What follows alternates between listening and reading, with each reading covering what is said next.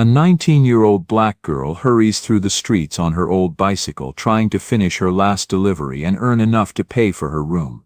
Suddenly, an old woman steps right in front of her. She slams the brakes and crashes hard onto the pavement.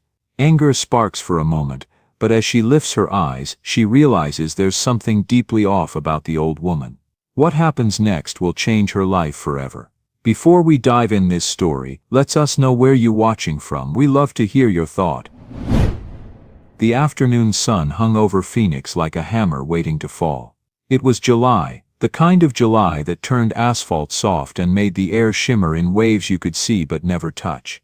Maya Torres pedaled her mother's old bicycle down McDowell Road, her legs burning, her throat dry, and her mind fixed on a single number: $47. Maya was 19 years old, though some days she felt twice that. Her mother Carmen used to tell her that story every birthday. Sitting on the edge of Maya's bed in their small apartment, her hands rough from cleaning houses but her voice soft. "You come from strong women, Meja," she'd say. "Don't you ever forget that." But Carmen had been gone for 8 months now. Cancer had taken her slowly, eating away at her body while Maya watched helplessly from a plastic hospital chair. The bills had come next, swallowing up what little savings they'd had. Then the apartment, then everything else. Now Maya was just a name on a delivery app, a face nobody looked at twice, a girl pedaling through Phoenix with $47 to her name and 12 hours until she'd be homeless again. That's what she'd made so far today. $47. She needed 85 by 9 o'clock tonight, or she'd have nowhere to sleep. Maya's phone buzzed against her thigh. She slowed, pulling to the side of the road near a faded bus bench, and checked the screen. Mr. Harris, her landlord. She closed her eyes for a second before answering. Mr. Harris wasn't a bad man. He'd actually given her more chances than most would. But patience had limits, especially in a city where people were lined up waiting for any room they could afford. "Hello, Maya." His voice was flat, tired, not unkind, but not warm either. "It's Thursday." "I know, Mr. Harris. I'm working. I'll have the rent by 9 tonight." There was a pause. She could hear him breathing on the other end, could picture him standing in the narrow hallway of the boarding house, looking at the list of tenants taped to the wall beside the phone. "This is the 3rd time this month you've been late," he said.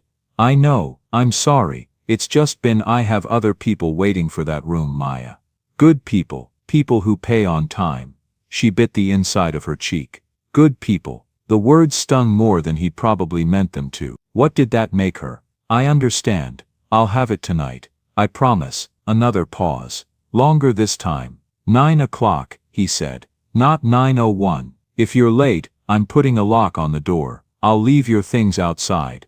I'll be there." He hung up without saying goodbye. Maya sat on the curb, staring at the cracked pavement. Her water bottle was empty. She drained it an hour ago and hadn't had time to refill it.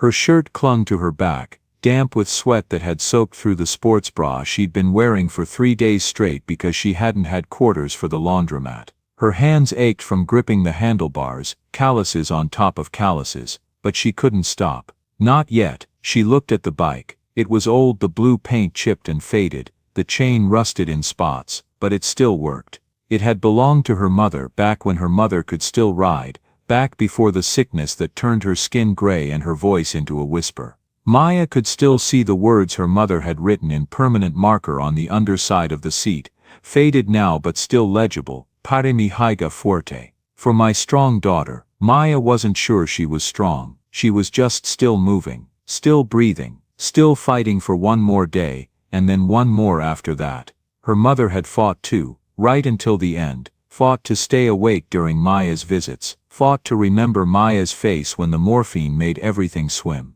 fought to squeeze Maya's hand one last time before she slipped away on a Tuesday morning while Maya was at work, trying to earn enough money to pay for medicine that wouldn't save her anyway. Maya blinked hard, pushing the memory away. She couldn't afford to cry. Not now. Not when she had everything riding on the next few hours. She checked the delivery app on her phone. 2 orders left. One was a short trip, just groceries to an apartment complex near downtown. $6. The other was across town to a neighborhood called East Valley. Chinese takeout. $15 bonus if she delivered before 8:15. That would put her at $82 for the day. Close enough. She could maybe ask Mr. Harris for an extension on the last $3, maybe, or she could skip dinner tomorrow and use what she had left. She tapped accept on the second order, and pedaled toward the restaurant, a small Chinese takeout place squeezed between a laundromat and a check-cashing store. The owner, an older man with gray hair and a stained apron, handed her the bag without a word, but she saw the way he looked at her, the way his eyes softened just a little when they landed on her face, thin and tired, and trying so hard to look like everything was fine. Pity. She hated pity. "Thanks," she said, and turned to leave. "Be careful out there," he called after her. "It's getting dark." She nodded and walked her bike out into the parking lot. The sun was sinking now, turning the sky deep orange that bled into purple at the edges. She had 45 minutes to make the delivery. It was doable, tight, but doable. She swung her leg over the bike, adjusted the insulated bag so it wouldn't slide, and started pedaling. Her legs protested immediately, muscles that had been working since 6 that morning now screaming for rest, but she ignored them. She thought about the room at Mr. Harris's place. It wasn't much, a single bed with a thin mattress that sagged in the middle, a window that didn't close all the way, letting in cold air in winter and hot air in summer, a shared bathroom down the hall that always smelled like bleach and other people's problems. But it was hers, it was safe, it was all she had.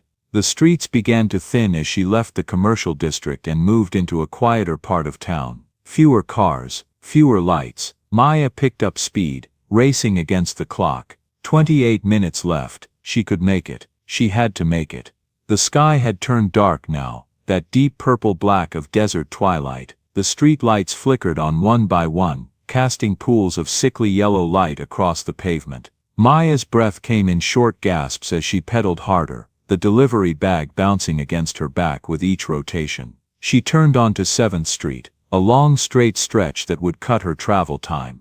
The road was mostly empty at this hour, just a few cars passing in the opposite direction. Maya didn't slow down, she couldn't afford to, and then without warning, a figure stepped directly into the street. Maya's heart lurched into her throat. She slammed on the brakes, the old pads squealing in protest. The bike's front wheel locked up. Maya felt herself pitching forward, the handlebars twisting in her grip. She tried to steer, tried to compensate, but the momentum was too much.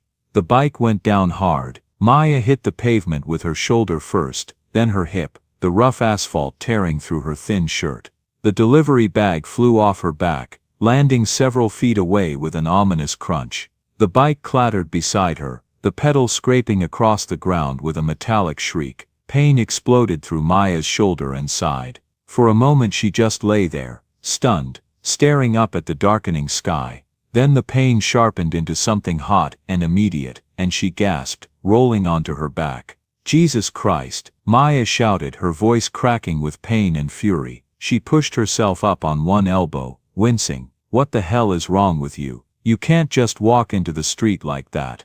The figure stood a few feet away, not moving. An old woman, small and frail, wearing a beige cardigan despite the heat. She stared at Maya with wide, confused eyes, her mouth slightly open. Maya struggled to her feet, ignoring the way her hips screamed in protest. She could feel blood trickling down her arm where the pavement had scraped skin away. "Are you trying to get yourself killed?" Maya yelled, all the fear and frustration of the day pouring out of her. "Do you have any idea?" She stopped. The woman wasn't responding. She was just standing there, blinking slowly, her hands clutching a brown leather purse to her chest. There was something wrong with her expression. Not defiant, not apologetic, just empty, lost. Maya took a breath, trying to calm the adrenaline coursing through her. "Are you okay?" she asked, her voice still sharp but quieter now. "Are you hurt?" The woman didn't answer. She turned her head slowly, looking up and down the street like she was trying to remember where she was, like she'd just woken up in a place she didn't recognize.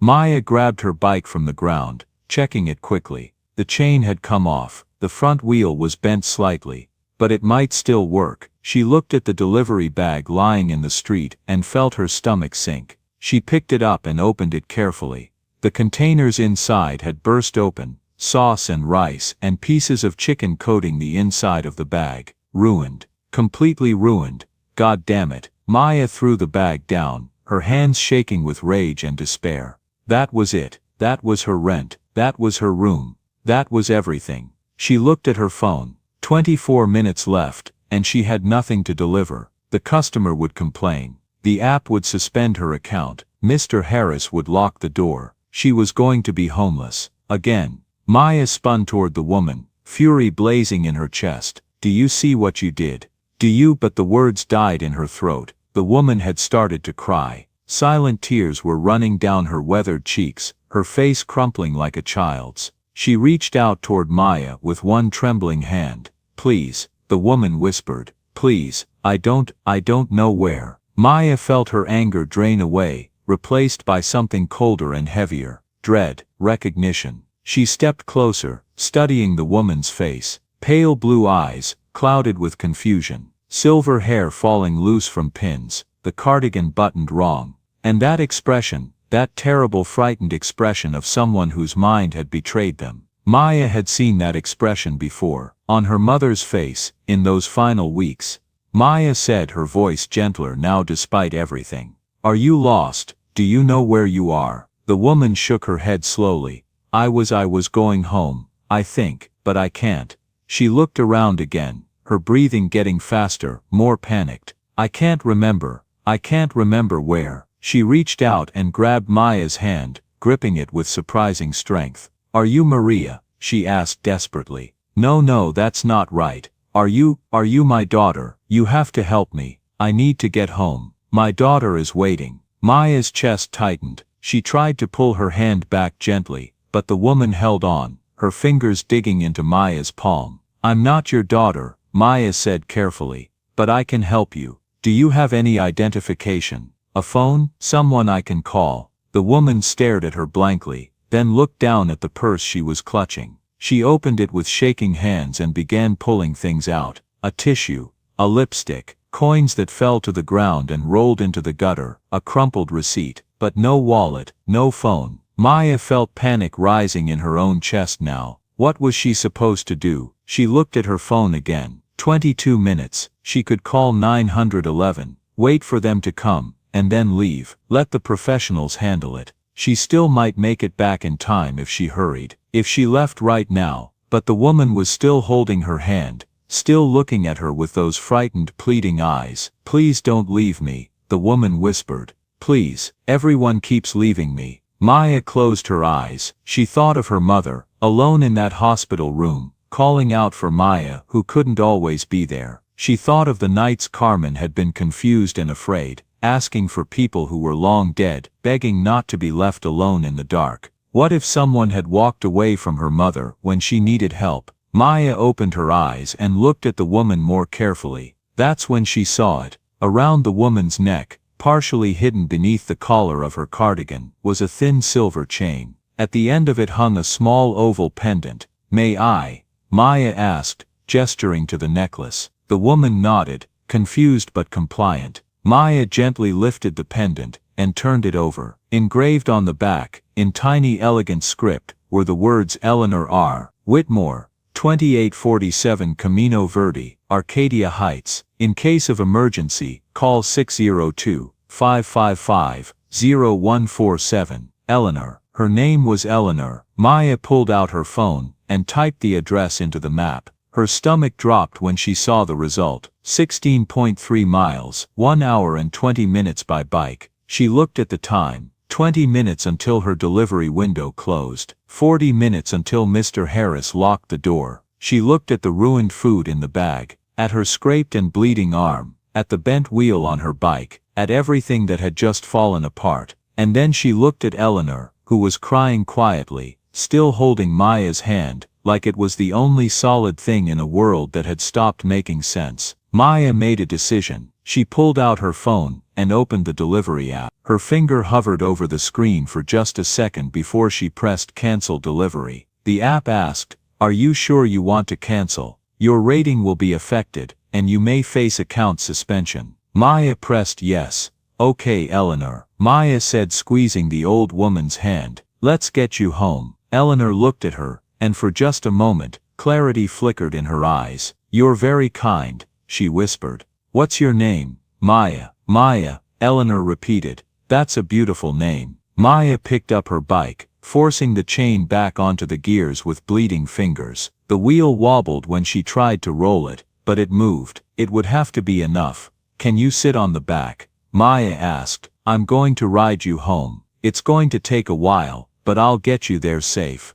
Eleanor nodded, still crying but calmer now. Maya helped her onto the metal rack on the back of the bike, using her ruined delivery bag as cushioning. Eleanor gripped Maya's shoulders. "Ready?" Maya asked. "Ready," Eleanor whispered, and Maya began to pedal into the darkness, away from her deadline, away from her room, away from everything she'd been fighting for all day, towards something she couldn't name but knew, somehow, was more important than all of it. Her phone buzzed with messages, the customer complaining, the app warning her, Mr. Harris probably, checking where she was. Maya didn't look at any of them. She just kept pedaling, with Eleanor's weight on the back of the bike, and Eleanor's hand on her shoulder, two strangers bound together by chance and choice in the dark Phoenix night. The first few blocks were the hardest. Maya's legs were already exhausted from a full day of deliveries, and now they had to compensate for the wobble in the front wheel, and the extra weight of Eleanor perched precariously on the back rack. Every push of the pedals sent a jolt of pain through Maya's scraped shoulder, and she could feel warm blood soaking into her shirt where the pavement had torn skin away. But she didn't stop. "Where are we going?" Eleanor asked after they'd gone several blocks. Her voice sounded small and childlike, so different from what Maya imagined it usually was. "I'm taking you home," Maya said, trying to keep her voice steady despite her labored breathing. "To Camino Verde, in Arcadia Heights." "Arcadia Heights," Eleanor repeated slowly, testing the words. "Yes, that's where I live, I think. Is my daughter there?" Maya didn't know how to answer that. "Someone will be there," she said instead. "Someone who's been worried about you." They rode in silence for a while. Maya focused on the road ahead, on avoiding the worst of the potholes that might throw Eleanor off balance, on keeping the bike steady despite the bent wheel that wanted to pull them constantly to the left. Her thighs burned, her hands ached where they gripped the handlebars. The cut on her arm stung with every movement. She thought about the room at Mr. Harris's. By now he'd probably already started putting her things in garbage bags. By the time she got back, if she got back, everything would be on the street, and the lock would be changed. She'd be starting over again. The thought should have terrified her. It should have made her turn around, drop Eleanor at the nearest fire station or hospital, and race back to salvage what she could. But strangely, Maya felt calm, exhausted and in pain, yes, but calm. "What's your name?" Eleanor asked suddenly. "Maya, I told you before, remember?" "Maya," Eleanor said, turning the name over in her mouth like she was tasting it. "That's lovely." "Yes, ma'am." "My housekeeper was named Rosa," Eleanor said. "She was from Mexico. She made the most wonderful tamales." She paused. "I wonder where Rosa is now." Maya didn't answer. She was too focused on pedaling, on breathing, on making it to the next street light, and then the next one. After 30 minutes, Eleanor spoke again, her voice different now, smaller, more frightened. "I'm scared," she whispered. Maya felt Eleanor's grip tighten on her shoulders. "It's okay to be scared," Maya said gently, "but you're safe. I've got you." "Everything is so mixed up in my head," Eleanor continued, and Maya could hear tears in her voice. "I know things, and then I don't know them. I recognize places, and then they're strange. It's like trying to see through water. Everything's there, but nothing's clear." Maya's throat tightened. Her mother had said almost the exact same thing once, near the end. "It's like I'm disappearing," Carmen had whispered. "Like I'm turning into water, and just flowing away." "What's happening to me?" Eleanor asked, and she sounded so lost, so terrified, that Maya had to blink back tears. "You're going to be okay," Maya said, even though she knew it wasn't true. Whatever was wrong with Eleanor, Alzheimer's, probably, given the medical alert tag, wasn't something that got better. But sometimes people needed to hear the lie more than they needed the truth. "You're going to be home soon, and everything will feel better there." They reached the edge of the city and the road began to climb. The neighborhoods changed. The houses grew larger, set farther back from the street behind walls and gates. Trees appeared, tall and old, their branches forming canopies overhead. The air smelled different here, cleaner, with hints of chlorine from swimming pools and jasmine from manicured gardens. Maya had never been to this part of Phoenix before. This was where people with money lived, people with security and futures and retirement plans. People who didn't have to choose between eating and paying rent. She had to stand up on the pedals to keep the bike moving uphill. Her legs screamed in protest. Sweat poured down her face, stinging her eyes. She could taste blood where she'd bitten the inside of her cheek. "Are you tired?" Eleanor asked, her voice full of concern. "A little," Maya admitted. "We can stop if you need to rest. It's okay, we're getting close now." But they weren't, not really. Maya checked her phone at the next street light. Still 8 miles to go, and the battery was down to 12%. She turned off the GPS to conserve power, and tried to remember the route. They passed a small shopping center, all the stores closed for the night, a yoga studio, a gourmet coffee shop, a boutique with mannequins in the window wearing clothes that probably cost more than Maya made in a month. Her phone rang. She didn't need to look to know it was Mr. Harris making good on his promise. She let it ring. They stopped once, at a gas station at the base of a steep hill. Maya's hands were shaking so badly she could barely hold the bike upright. She had 87 cents in her pocket, all the money she had in the world now. She used it to buy a small cup of water from the fountain. Eleanor insisted Maya drink first. "You need it more than I do," she said with unexpected firmness. They shared the water, passing the cup back and forth, and sat on the curb under the harsh fluorescent lights. Two women from completely different worlds, brought together by accident and circumstance. "Why are you helping me?" Eleanor asked, looking at Maya with clear eyes for the first time since the accident. "You don't even know me." Maya thought about that. She thought about all the people who must have passed Eleanor on the street before Maya came along. People who'd seen an old woman wandering confused and had looked away, unwilling to get involved. She thought about the nurses who'd treated her mother like a burden. She thought about the world that made it so easy to not see each other. "Because someone should," Maya said finally. "Because you deserve to get home safe. Because," she trailed off, not sure how to put the rest into words. Because her mother had taught her that people mattered more than money. Because walking away would have meant becoming the kind of person who could walk away. Because some choices defined who you were, and Maya needed to be someone who stopped. Eleanor reached out and took Maya's hand. Her skin was thin and soft, like tissue paper, but her grip was warm. "Thank you," she whispered.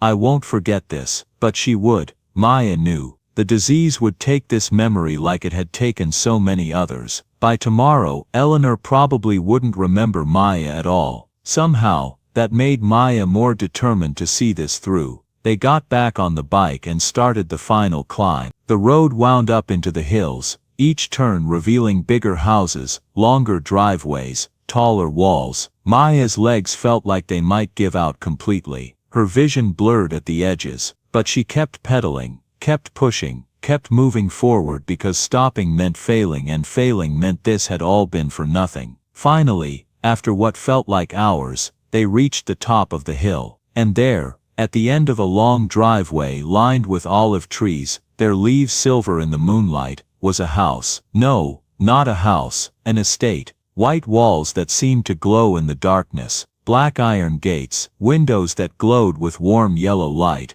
a fountain in the circular driveway, water trickling softly. Maya stopped at the gate and checked the number on the stone pillar. 2847 Camino Verde. They'd made it. Maya pressed the call button on the intercom. For a moment, nothing happened. Then a man's voice crackled through the speaker. "Yes, hello," Maya said. "I have Eleanor Whitmore with me. She was lost, and I brought her home." There was a pause. "What? Who is this?" "My name is Maya. I found her at a bus stop. Her address was on her medical necklace." The gates began to swing open. A man appeared in the doorway, backlit by warm light. He was tall, wearing a white dress shirt with rolled sleeves and dark slacks. As he walked toward them, Maya could see shock and relief on his face. "Mom," he said, his voice breaking. "Oh my God, Mom, where have you been?" He reached the bike and helped Eleanor down, wrapping his arms around her. Eleanor looked confused, but she didn't pull away. "Richard," she said uncertainly. "Yes, Mom, it's me." He turned to Maya. "How did you find her?" "We've been looking everywhere. We were about to call the police." Maya explained quickly. "The bus stop, the necklace, the ride across town." Richard stared at her. "You rode all the way here on a bike?" He shook his head. "Come inside, please, let me get you some water. We need to thank you properly." But Maya shook her head. She glanced at her phone. 9:03. She was already late. "I should go," she said. "No, wait," Richard said. "At least let me give you something." "I don't want anything," Maya said. "I just wanted to make sure she got home safe." Richard pulled out a business card and scribbled something on the back. "That's my personal number," he said. "If you ever need anything, please call me." Maya took the card and slipped it into her pocket.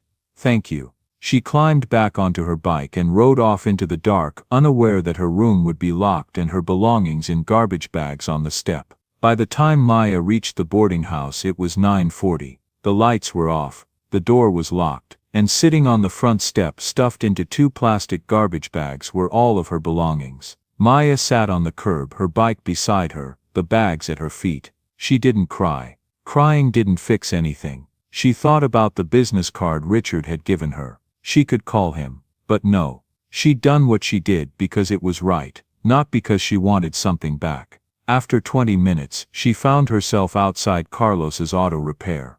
The shop was closed, but there was a light on in the back. Maya knocked on the side door. Carlos opened it, a can of beer in one hand.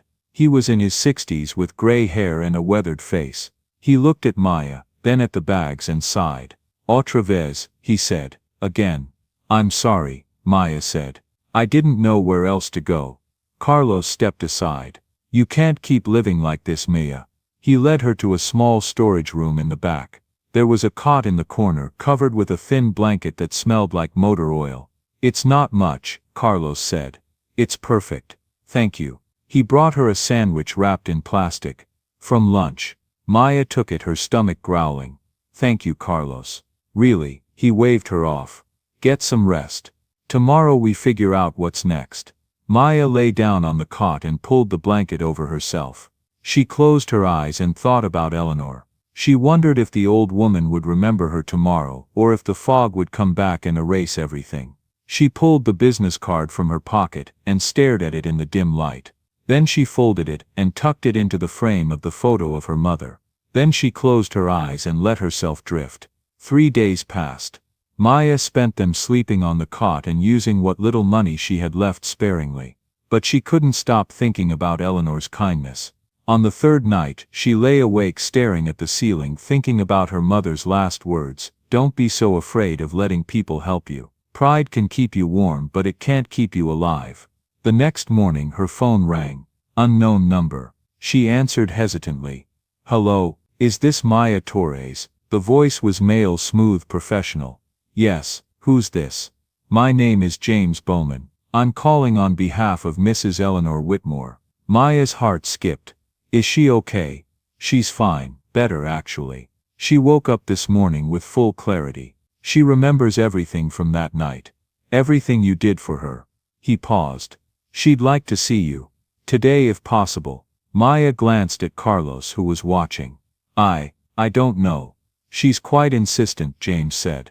"I can send a car. Where are you?" Maya looked around the shop, then at Carlos, who gave her a small nod. "I'm at Carlos's auto repair," she said, and gave him the address. "I'll be there in 30 minutes. James arrived in a black Mercedes. He was about 60, wearing a gray suit, moving with the confidence of someone who'd been military. "Miss Torres," he said, extending a hand. "Maya. James Bowman. Pleased to meet you." He gestured toward the car. "Mrs. Whitmore is waiting at Encanto Park. She thought you might be more comfortable meeting in a public place." That surprised Maya. Eleanor had thought about how she might feel. She climbed into the back seat. The interior smelled like leather and pine. The seats were soft. When they pulled into Encanto Park, Maya saw Eleanor immediately. She was sitting on a bench near the lake, wearing a white linen dress and a wide-brimmed hat. Her hair was neatly pinned. She looked completely different from the confused woman at the bus stop. Eleanor saw her coming and stood, a smile spreading across her face. "You came," Eleanor said. "I was afraid you wouldn't. I wasn't sure I should," Maya admitted. "Please, sit with me." They sat on the bench together. A family of ducks paddled across the lake. "I remember everything," Eleanor said. "The bus stop, your kindness, the way you didn't hesitate." She turned to face Maya. "James told me about your situation. About the boarding house." Maya felt her cheeks flush. "He shouldn't have." "I asked," Eleanor said firmly. "Do you know what it's like to feel invisible?" "That's what it's like most days. People look at me and see a sick old woman. But you saw me as a person. You treated me with dignity." Maya didn't know what to say. "James told me you lost your room because of me," Eleanor continued. "I can't let that stand." She paused. "I live in a very large house, too large for one person. My husband passed away 10 years ago. My son visits occasionally, but he has his own life. Most days it's just me and James." She looked at Maya steadily. "I'd like you to stay with me, as a companion. I'll cover your expenses, help you get back on your feet. If you want to go back to school, I'll help with that too." Maya stared at her. "You want me to live with you?" "Yes, why?" Eleanor smiled sadly. "Because I'm lonely, because you're in need, and because sometimes the universe puts people in each other's paths for a reason." Maya shook her head. "I can't accept that. People don't just do things like this." "Why not?" "Because there's always a catch." Eleanor was quiet for a moment. "You're right to be cautious, but I promise you there are no strings, just an offer from one person to another." Maya looked down at their joined hands. "I need to think about it." "Of course." Eleanor pulled out a business card. "This is my attorney, Patricia Vance. If you decide to accept, call her." She stood. "And Maya, whatever you decide, thank you for giving me back a piece of my dignity." James drove Maya back to the shop. When they arrived, he handed her a sealed envelope.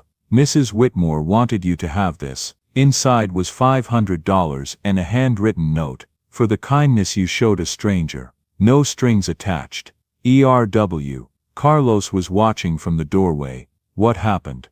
"I don't know," Maya said honestly, "but I think my life just changed." 2 days later, Maya called Patricia Vance. The attorney's office was downtown. All glass and steel. Patricia was a black woman in her mid-60s with short silver hair and a no-nonsense demeanor. "Eleanor told me about you," Patricia said. "Said you saved her life. I just gave her a ride home." "A 2-hour ride. When you had everything to lose." Patricia studied Maya. "That takes character." Maya shifted uncomfortably. "I'm here to accept her offer, if it's still available." Patricia nodded. "It is. Eleanor will be very pleased." She pulled out a folder. "Let's talk about what this looks like. You'll have your own room, your own space. In exchange she'd like companionship. Someone to talk to share meals with. Nothing more complicated than that." "That's it?" "That's it." Patricia slid a paper across. "This outlines the terms. Room and board. A monthly stipend of $1,500, and Eleanor has set aside a fund for your education." Maya stared at the number. "This is too much." "It's what Eleanor decided is fair. And let me tell you something about Eleanor Whitmore. She's one of the most stubborn, generous women I've ever met. If she's decided you deserve this, there's no talking her out of it." Maya signed. James picked her up the next morning. When they pulled up to the estate, the iron gates swung open. Eleanor was waiting on the front steps, wearing a lavender cardigan and a smile. "Welcome home," she said. Home. The word hit Maya harder than she expected. Eleanor gave her a tour. The house was enormous. High ceilings, marble floors, artwork that looked like it belonged in a museum. "This will be your room," Eleanor said, opening a door upstairs. Maya stepped inside and stopped. The room was larger than her entire boarding house room. A queen-sized bed, a desk by the window, a bookshelf, a door to a private bathroom. "It gets good light in the morning," Eleanor said. "I thought you might like that." Maya turned to her. tears in her eyes. "Why are you doing this?" Eleanor took both of Maya's hands. "Because I have more than I need, and you deserve more than you have. Because loneliness is a terrible thing, and I think we can help each other." She paused. "And because I had a granddaughter once, Sophie. She would have been about your age. I lost her to a car accident when she was 16. I'm so sorry. It's been years, but the house has felt empty ever since. When I look at you, I don't see Sophie. You're your own person. But I see the same spark, the same strength. And if I can help you the way I wasn't able to help her, that would mean something to me." The first 2 weeks passed like a dream. Maya woke each morning in the softest bed she'd ever slept in. She ate breakfast with Eleanor on the terrace. Eleanor set her up with an online program to study for her GED. In the evenings they'd watch old movies or play cards or simply talk. Eleanor told stories about her late husband Thomas, about building his business together, about their son. "Richard was such a sweet boy," Eleanor said one night. "I don't know when that changed. When money became more important to him than people." On the 15th day Maya came downstairs and found Eleanor on the phone. "I want it done this week," Eleanor was saying. "Yes, I'm sure. Just draw up the papers." She hung up when she saw Maya.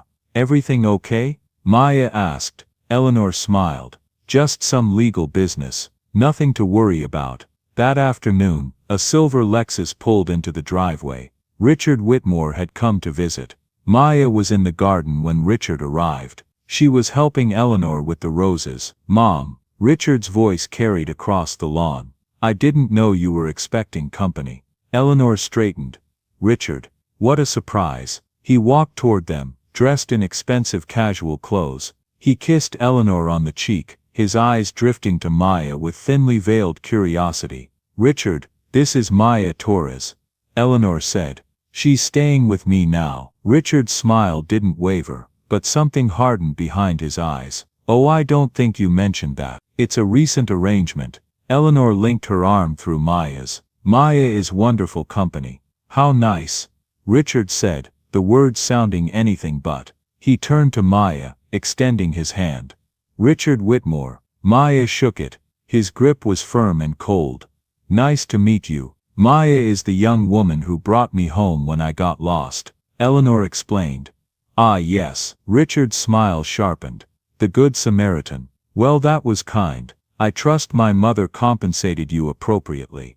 The way he said it made Maya's skin prickle, like she was hired help, not someone who'd helped a person in need. "She's been very generous," Maya said carefully. "I'm sure she has," Richard said. He turned to Eleanor. "Mom, do you have a few minutes? I'd like to discuss something." "Inside." Eleanor hesitated, glancing at Maya. "Of course." Maya watched as Richard led his mother toward the house, his hand on her elbow with a possessiveness that made Maya uneasy. 20 minutes later, Eleanor came back outside. Her face was drawn, tired. "Is everything okay?" Maya asked. "Richard is staying for dinner," Eleanor said. "He's curious about you. Does he not approve?" "Richard doesn't approve of much these days. But this is my house and my decision." Dinner was excruciating. James served roasted chicken while Richard asked Maya question after question, each one phrased politely but laced with suspicion. "So Maya, where did you grow up?" "Here in Phoenix." "And your family?" "It's just me now. My mother passed away last year." "I'm sorry to hear that." He didn't sound sorry. "And what were you doing before you moved in here?" "Delivery work. Odd jobs." "Ah," Richard took a sip of wine. "And you have a high school diploma." "Richard," Eleanor said sharply. "That's enough. I'm just getting to know our new house guest." Maya set down her fork. "I'm working on my GED now. Your mother has been kind enough to support that, has she?" Richard leaned back studying Maya. "That's very generous. My mother has always had a soft heart for people in difficult circumstances." The pause before people was deliberate. Maya felt her face grow hot. "Maya is not a charity case," Eleanor said. "She's a friend." Richard held up his hands. "Of course. I meant no offense." But his eyes held no apology. After dinner, while Eleanor went upstairs, Richard cornered Maya in the hallway. "Walk with me," he said. It wasn't a request. They went to the garden. Richard didn't speak until they were far from the house. "Let me be very clear," he said, his polite veneer dropping. "I don't know what your game is, but I'm not stupid. A homeless girl shows up out of nowhere, plays the hero, and suddenly she's living in my mother's house. It wasn't like that," Maya said. "Wasn't it?" Richard stepped closer. "My mother is a wealthy woman, and she's sick. Her judgment is compromised, and you're exactly the type of person who preys on vulnerable elderly people." Maya felt like she'd been slapped. "I never asked her for anything. Everyone says that." Richard's voice was cold. "But people like you always have an angle." "People like me," Maya repeated, her hands balling into fists. "What exactly do you mean by that?" Richard's smile was cruel. "Don't play dumb. You're a poor girl with no family, no prospects. My mother is rich and lonely and losing her mind. It's not hard to see how this plays out." "You're wrong about me," Maya said, her voice shaking. "And you're wrong about your mother." "For now," Richard said. "But Alzheimer's is progressive. Eventually she won't be able to tell the difference between someone who cares about her and someone using her. And when that day comes, I'll make sure you're nowhere near her or her money." He stepped closer. "I'm watching you, every move. One wrong step, and I'll have you arrested for elder abuse, or worse." He paused. "And Maya, don't tell my mother about this conversation. It'll only upset her. We wouldn't want that, would we?" He turned and walked back to the house, leaving Maya alone in the darkening garden, her heart pounding. She thought about leaving, packing her bags and disappearing. It would be easier. But then she thought about Eleanor, about the loneliness in her eyes, about the friendship that had grown between them. No, she wouldn't leave, not unless Eleanor asked her to. When Maya came back inside, Eleanor was in the living room. Richard was gone. "He had to get back," Eleanor said. But she didn't look at Maya. Maya sat beside her. "Did he say something to you about me?" Eleanor was quiet for a long moment. "Richard has always been protective, sometimes too protective, and he thinks I'm taking advantage of you. He doesn't know you like I do." Eleanor turned to face her. "Did he say something to you?" Maya thought about lying, but she'd promised herself honesty. "He told me he doesn't trust me," Maya said carefully. "That he thinks I'm using you." Eleanor closed her eyes, pain etched across her face. "I'm sorry, Maya. It's not your fault, isn't it?" Eleanor's voice was bitter. "I raised him. Somewhere I failed to teach him that people can be kind without wanting something." She took Maya's hand. "Please don't let his suspicions drive you away. I need you here. I'm not going anywhere," Maya promised. "Not unless you want me to." "Never," Eleanor said fiercely. "You're family now, and family doesn't abandon each other." But as Maya lay in bed that night, she couldn't shake the feeling that this was far from over. 2 weeks later, Eleanor came downstairs with a determined look. "I've made a decision," she announced over breakfast. "I'm updating my will." Maya set down her coffee. "You don't have to do that." "Yes, I do." Eleanor pulled out a folder. "Patricia is coming this afternoon. I'm creating an educational trust for you. Enough to cover college, or whatever you want to pursue." "Eleanor, that's too much. It's my money and my decision. You've given me back something I thought I'd lost. Purpose, joy. This is how I want to thank you." "But Richard has his own money. This doesn't take anything from him." But Maya knew better. Richard wouldn't see it that way. Patricia arrived at 2 o'clock. Maya stayed upstairs, but her stomach churned with anxiety. What Maya didn't know was that across town, Richard was sitting in a private investigator's office. The investigator slid a paper across the desk. "Not much, honestly. She's clean. No criminal record beyond a shoplifting warning when she was 17. Stealing food. Charges were dropped. She's a thief," Richard said. "She was a hungry kid." "There's a difference. Keep digging," Richard said coldly. "I need proof she's manipulating my mother. Whatever it costs." A week later Maya's phone rang. Unknown number. Is this Maya Torres? A woman's voice. Professional. Cold. Yes. Who's calling? Jennifer Barnes from the Arizona Daily Sun. I'm working on a story about elder abuse and wanted to ask you questions. Maya's blood ran cold. I don't know what you're talking about. You're living with Eleanor Whitmore, correct? An elderly woman with Alzheimer's, who recently changed her will to include you. How do you know that? I have a source. Is it true? I'm not talking to you, Maya said, her hands shaking. My story is running whether you comment or not. There is no story, Maya said. Eleanor is my friend. That's all.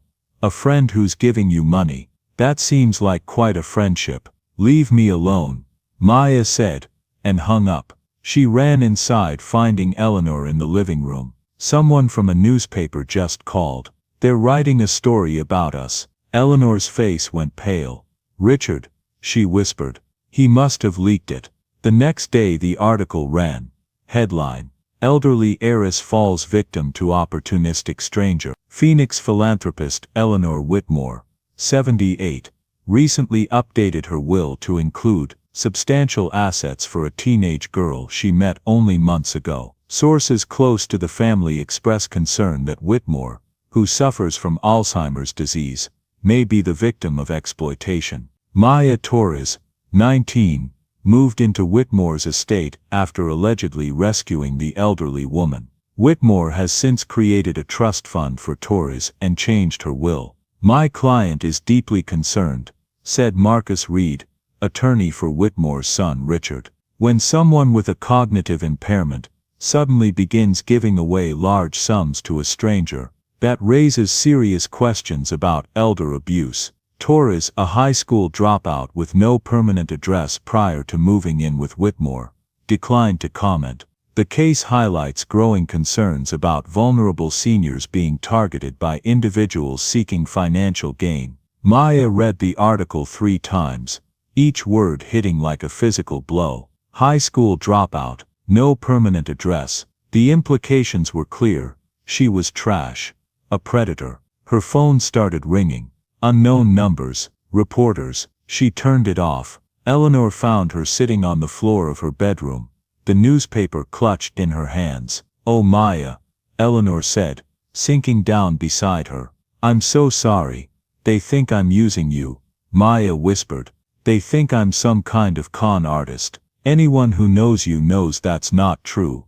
But nobody knows me. Maya's voice cracked. Nobody except you. And Richard is the one telling everyone I'm a liar. Eleanor pulled her close, and Maya finally let herself cry. Great shaking sobs. We'll fight this, Eleanor said. Patricia is already drafting a response. But Maya knew it was too late. The damage was done. The phone calls started that afternoon. Reporters camped outside the gate. Neighbors who'd always smiled now stared with suspicion. That night, Eleanor made call after call, defending Maya to friends, to board members of her charities, to anyone who would listen. She's a good person, Eleanor kept saying. She saved my life. But Maya could hear the doubt creeping into some of the voices. By association, Eleanor was tainted now. Finally Eleanor hung up and buried her face in her hands. This isn't right, Maya said quietly. I should leave. This is destroying your reputation. No. Eleanor's voice was steel. That's exactly what Richard wants. If you leave now, he wins. But what if I am hurting you? Eleanor gripped Maya's hands tightly. You saved my life. Not just that night, but every day since. This house was a tomb before you came. Don't you dare let my son's cruelty make you doubt that. Outside, a car with a camera pulled up to the gate. The legal papers arrived on a Tuesday morning. Petition for emergency guardianship Richard Whitmore, Eleanor R. Whitmore. Eleanor read through them, her coffee growing cold. He's arguing that I'm mentally incompetent, she said, her voice hollow. That I need a legal guardian. And he's petitioning to have Maya removed from the house immediately as a potential threat. Patricia arrived within the hour. He can file the petition. Whether a judge will grant it is another matter. But the newspaper article doesn't help. If the court believes there's even a possibility of exploitation, they might grant a temporary order. How long would that take? Maya asked. Months. Eleanor stood so quickly her chair scraped. Absolutely not. I'm calling my doctor right now. I'll get a full competency evaluation. I'll prove I'm of sound mind. The next day a news van parked outside. A reporter did a stand-up behind these gates. A legal battle is brewing that raises disturbing questions about elder abuse. Eleanor Whitmore is at the center of a guardianship case filed by her own son, who claims a teenage stranger has manipulated her way into his mother's life and fortune. Maya stopped leaving the house, stopped looking at her phone, stopped reading the news, but Eleanor wouldn't let her hide. We have a court date, Eleanor said. A preliminary hearing, and you're coming with me. I want the judge to meet you, to see for himself that you're a real person, not some tabloid monster. The weekend before the hearing, something shifted. It started with a letter to the editor in the Arizona Republic, written by Rosa Delgado. To the editor, I read with disgust your coverage of the Eleanor Whitmore case. I worked as Mrs. Whitmore's housekeeper for 15 years. I know her well. I also know her son. Eleanor Whitmore is one of the kindest, sharpest, most generous women I've ever met. Her son Richard visited perhaps twice a year. He called only when he needed something. I watched Eleanor's loneliness grow. If she's found companionship with this young woman, if she's chosen to help someone in need, that's not exploitation. That's who Eleanor has always been. Perhaps instead of investigating Maya Torres, you should investigate why a son who couldn't be bothered to visit suddenly cares so much about her finances. The letter went viral. By Sunday, I Stand With Eleanor was trending. People who'd known Eleanor from her charity work came forward. Board members from the Alzheimer's Association released a statement supporting her right to make her own decisions. And then on Sunday night, the doorbell rang. James came back looking stunned. There are people at the gate. A lot of people. Maya and Eleanor went to the window. Outside, dozens of people stood holding candles. Some held signs. Eleanor deserves dignity. Kindness is not a crime. Eleanor walked outside, Maya beside her, and approached the gate. The crowd pressed closer. Mrs. Whitmore, we're here to support you. Eleanor's hand flew to her mouth. Tears streamed down her face. Thank you, she called out. Thank you so much. We won't let them do this to you. Someone shouted. One by one, people shared stories of Eleanor's generosity, her kindness, her fierce advocacy for people with Alzheimer's. Richard had tried to paint her as a senile victim, but the community knew better. The preliminary hearing took place in a courtroom packed with observers. Reporters lined the back. The vigil participants filled the gallery. Richard sat with his attorney Marcus Reed, a man with silver hair and an expensive suit. Eleanor and Patricia sat at the defense table. Maya sat in the row behind them. Judge Helen Morrison, a black woman in her 50s with a reputation for fairness, entered. All rise. The hearing began. Marcus Reed spoke first, painting Eleanor as vulnerable, her cognitive decline making her susceptible to manipulation. He entered the newspaper articles as evidence. He called a medical expert who testified about how Alzheimer's patients could have good days that masked deeper impairment. Patricia cross-examined. Doctor, you've never examined Mrs. Whitmore, correct? That's correct. So your testimony is based on general patterns, not on Mrs. Whitmore's specific condition. Yes, and Alzheimer's progression varies dramatically from patient to patient. Of course, so it's possible that Mrs. Whitmore retains full decision-making capacity. The doctor hesitated.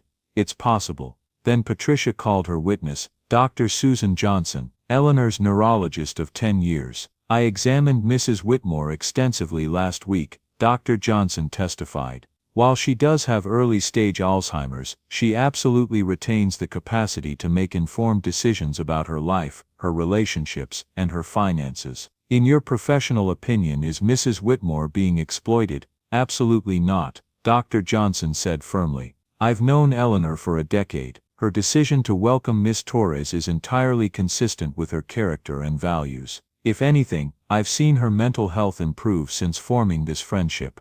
Isolation is damaging for Alzheimer's patients. Companionship is protective. The courtroom stirred. Finally, Judge Morrison called Eleanor to the stand. Eleanor walked to the witness box slowly but with dignity. She was sworn in. Mrs. Whitmore, Patricia began gently. Can you tell the court about the night you met Maya Torres? Eleanor did. She spoke clearly about being lost and afraid. About Maya stopping when everyone else walked past. About the 2-hour bike ride. She gave up everything to help me, Eleanor said. She lost her home that night, her job, everything, and she did it anyway, expecting nothing in return. And why did you invite her to stay with you? Because I was lonely, Eleanor said simply. Because my house was empty and my heart was empty, and she filled both. Because showing kindness to someone who showed me kindness isn't exploitation. It's human decency. Marcus Reed stood to cross-examine. Mrs. Whitmore, isn't it true that you don't always remember things clearly? Yes,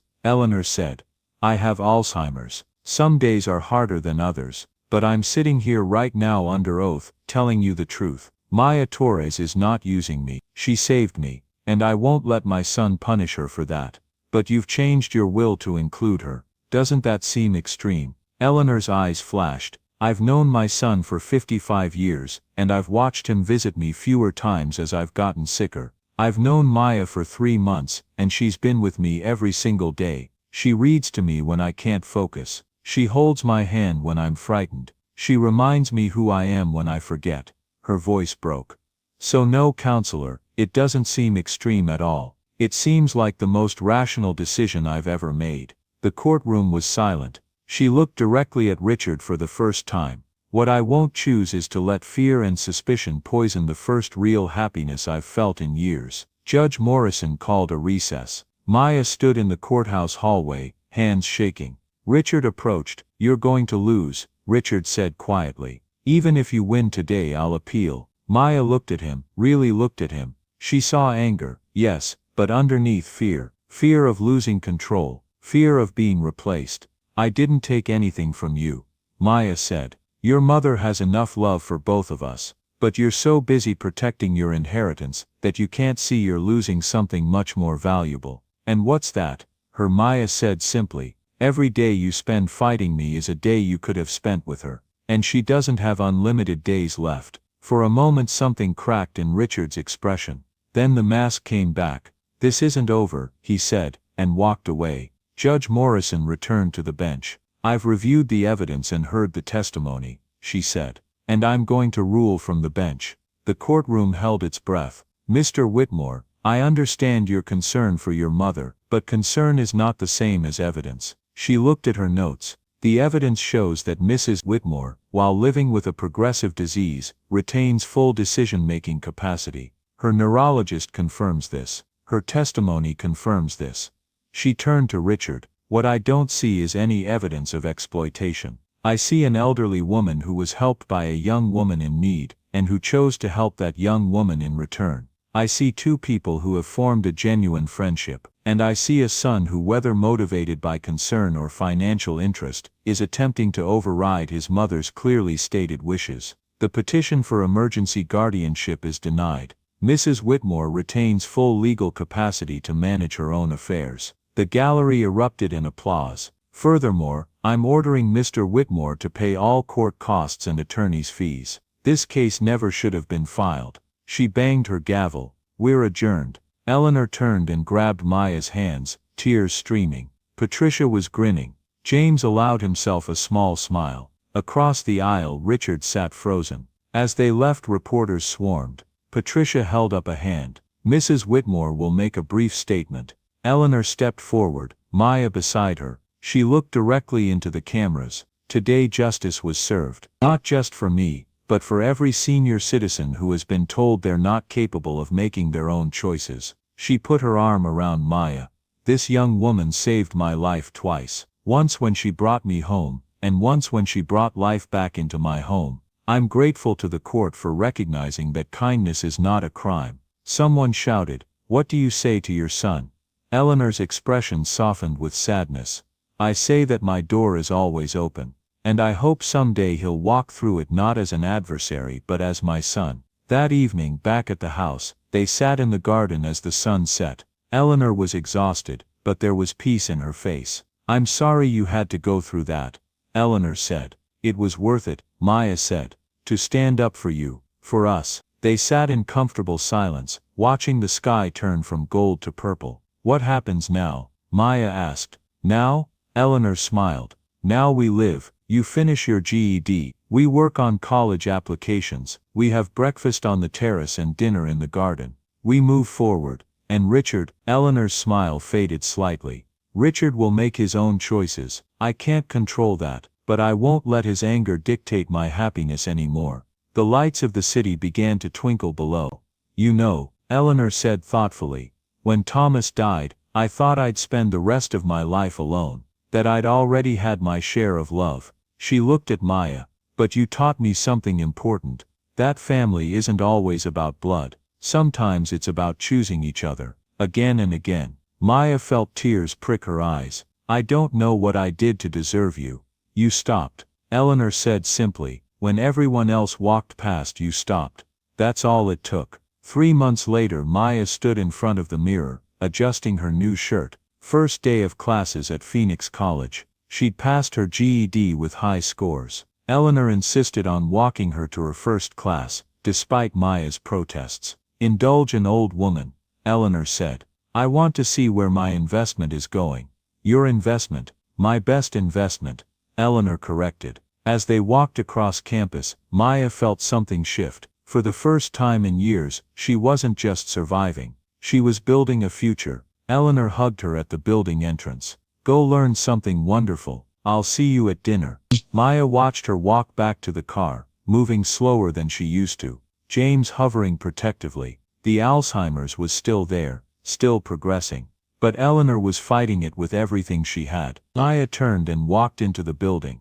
The semester flew by. Maya thrived, discovering a love for literature and psychology. She made friends. She joined a study group. She volunteered at a senior center. At home, she and Eleanor settled into comfortable routines. Mornings for studying, afternoons for Eleanor's appointments, evenings for cooking together, watching Jeopardy, working in the garden. Patricia helped Maya set up the Willow Light Foundation, named after the street Eleanor couldn't remember that night. A small non-profit dedicated to helping homeless youth. The first recipient was a 17-year-old girl living in her car. "Her name is Sarah," Maya told Eleanor. "She reminds me of me." "Then she's lucky to have found you," Eleanor said. They never heard from Richard. He disappeared after the court case. Eleanor grieved the loss quietly, but didn't let it consume her. "I can't force him to forgive me for choosing my own happiness," she said once. "All I can do is leave the door open." By spring, Eleanor's bad days began to outnumber her good ones. Mornings when she didn't recognize the house. Afternoons when she called Maya, Sophie. Evenings when she grew agitated and frightened. Maya learned to navigate the disease. She created photo albums with captions. She established routines. She stayed calm during outbursts and patient during repetitive questions. It was the hardest thing she'd ever done. But it was also, in a strange way, a gift. Every lucid moment with Eleanor became precious. One afternoon in April, Eleanor had a moment of perfect clarity. She was sitting in the garden, roses in full bloom. "I want to tell you something while I still can," Eleanor said, her voice strong. "You saved my life, Maya. Not just that night at the bus stop. You saved me from dying alone in this big empty house, forgotten. You gave me purpose again, love again. You gave me the same thing," Maya said, tears streaming. "Good," Eleanor said. "Then we're even." She smiled. "Except I think I got the better end of the deal. I got to spend my final good years with someone who saw me as a person, not a diagnosis." "I'll always see you as a person," Maya promised. Eleanor touched Maya's face. "I know, sweetheart. That's why I chose you." Maya stood at a podium in front of 200 people. She was 24 now, with a bachelor's degree in social work. The Willow Light Foundation had grown, helping hundreds of young people. But today was the dedication of the Eleanor R. Whitmore Center for Alzheimer's Support and Research, funded by Eleanor's estate. Maya had been there when Eleanor passed, 2 years ago on a quiet October morning. Eleanor had opened her eyes one last time, looked directly at Maya, and whispered, "Thank you for stopping." Now looking out at the crowd, Maya saw Patricia still sharp at 70, James retired but present, Carlos, even Richard was there, standing in the back. After Eleanor's death, he'd reached out. I was wrong about you, he'd written. I'm sorry I couldn't see it sooner. It wasn't quite forgiveness, but it was a start. Maya began her speech. 5 years ago I was homeless, hungry, and convinced the world had nothing left to offer me. And then I met an elderly woman at a bus stop, who was lost and afraid. I could have kept riding. I had every reason to. But something made me stop. She paused, looking at Eleanor's photograph behind her. Eleanor Whitmore taught me that kindness is never wasted. That one small act of compassion can ripple outward in ways we can never predict. She taught me that family is built, not born. That dignity matters, that every person, regardless of age or illness or circumstance, deserves to be seen. Her voice grew stronger. This center exists because Eleanor believed that people with Alzheimer's are still people, still deserving of respect, of love, of care, that honors who they are. And it exists because she taught me that when someone needs help, you stop. You don't walk past. You stop. She looked directly at the audience.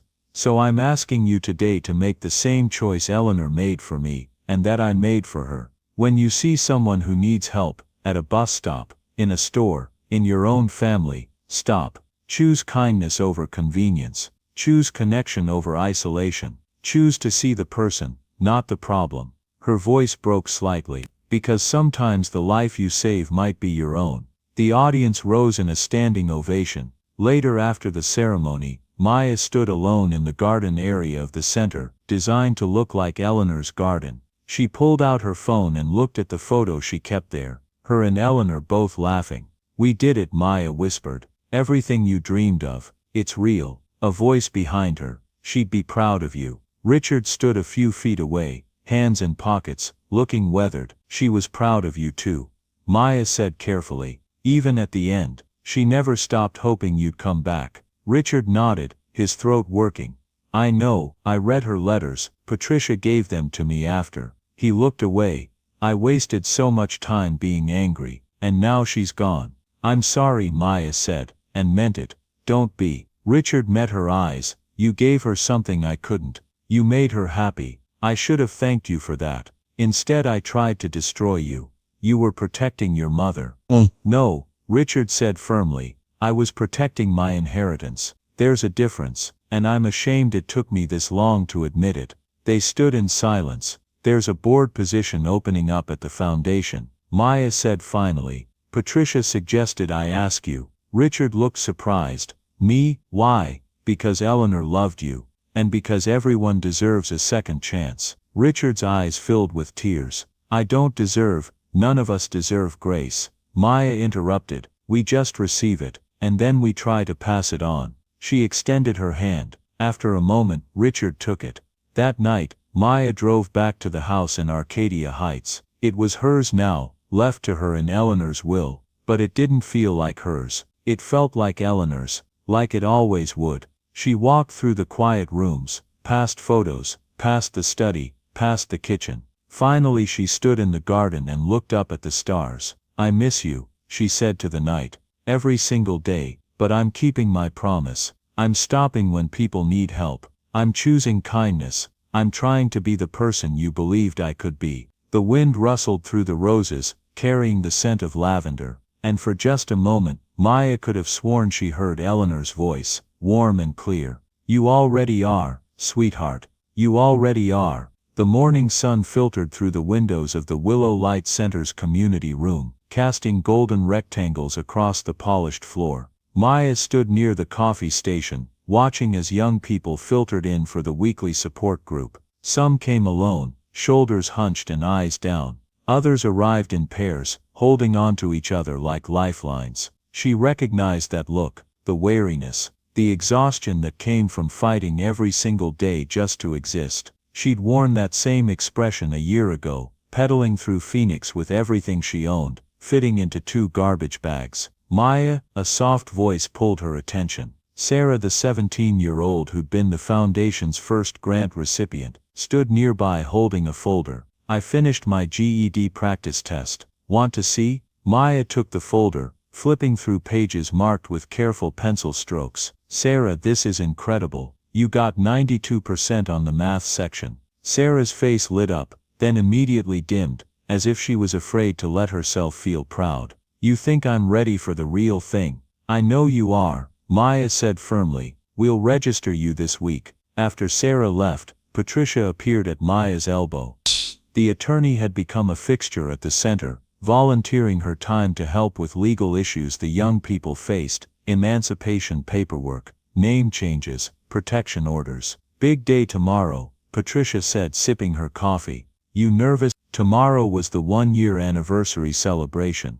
The mayor would be there, local news stations, donors who'd helped the foundation grow from Eleanor's initial gift into something that had already changed 53 lives. Terrified, Maya admitted, public speaking still isn't my thing. You'll be fine, just tell your story. That's all anyone needs to hear. Patricia paused. Have you been to visit her this week? Maya nodded. Yesterday. She didn't recognize me at first. Called me Rosa actually, her old housekeeper.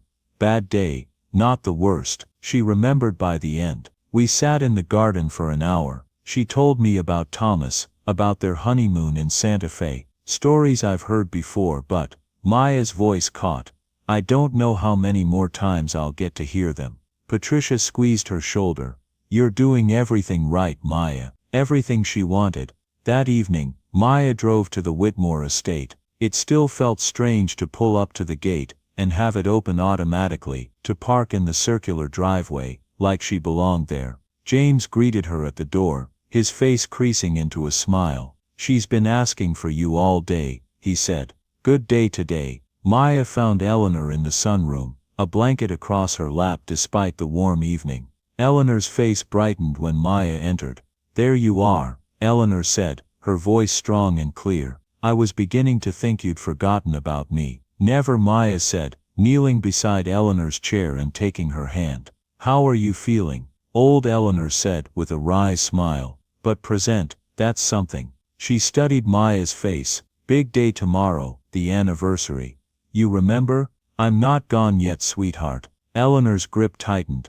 I want you to know something. While I can still say it clearly, she paused, gathering her words. When you stopped that night, when you chose to help me instead of helping yourself, you gave me something I thought I'd lost forever. You gave me proof that kindness still exists in this world, that people still see each other. Eleanor let me finish. Eleanor's eyes were bright with tears, but also with fierce clarity. I've been wealthy my whole adult life. I've written checks to charities, funded scholarships, done all the things rich people do to feel like they're making a difference. But you showed me what real generosity looks like. It's not writing a check, it's sacrificing something you desperately need for someone you don't even know. Maya felt tears streaming down her own face. You changed my life. We changed each other's lives. Eleanor corrected. That's what love does. Real love, the kind you choose. She reached up and touched Maya's cheek. You're my daughter now, not by blood, but by choice. And that makes it more real than anything biology could create. They sat together as the sun set, not needing to fill the silence with words. This was what family felt like, Maya realized. Not the family you were born into, but the family you built from moments of kindness and choice. The next morning, Maya stood backstage at the Willow Light Center's auditorium, listening to the murmur of the crowd gathering outside. 200 seats, Patricia had said, all full. She peeked through the curtain and saw faces she recognized. Carlos, who'd given her shelter when she had nothing. Mr. Johnson, who'd actually apologized 6 months ago for putting her things on the street. Young people from the foundation, dressed in their best clothes, sitting up straight with pride. And in the front row in a wheelchair with James beside her, was Eleanor. She'd insisted on coming despite her doctor's concerns. She wore a lavender dress, and her pearls, her hair styled perfectly. When she saw Maya peeking out, she winked. Richard sat beside his mother. He joined the foundation's board 3 months ago, quietly at first, then with growing involvement. He'd never fully apologized, not in words, but he'd shown up. Week after week, he showed up. That counted for something. You're on, Patricia whispered, nudging Maya toward the stage. Maya walked out to applause. She stood at the podium, looking out at all those faces, and felt her prepared speech evaporate from her mind. Instead she spoke from her heart. "A year ago I was angry," she began. "Angry at the world for taking my mother. Angry at a system that made me choose between helping someone and keeping a roof over my head. Angry at everyone who'd ever walked past someone who needed help, because stopping wasn't convenient." She paused, finding Eleanor's eyes in the crowd. "And then I met a woman at a bus stop who was lost and scared, and I had a choice. I could keep pedaling toward my own survival, or I could stop. I could see her. I could help." Maya's voice grew stronger. "That choice cost me everything I had in that moment. My job, my home, my sense of security. But it gave me something infinitely more valuable. It gave me Eleanor. It gave me family. It gave me purpose, and it taught me the most important lesson of my life: we are not powerless." She looked around the room, making eye contact with the young people scattered throughout. "Every single person in this room has been told at some point that they don't matter, that they're not enough, that their circumstances define their worth.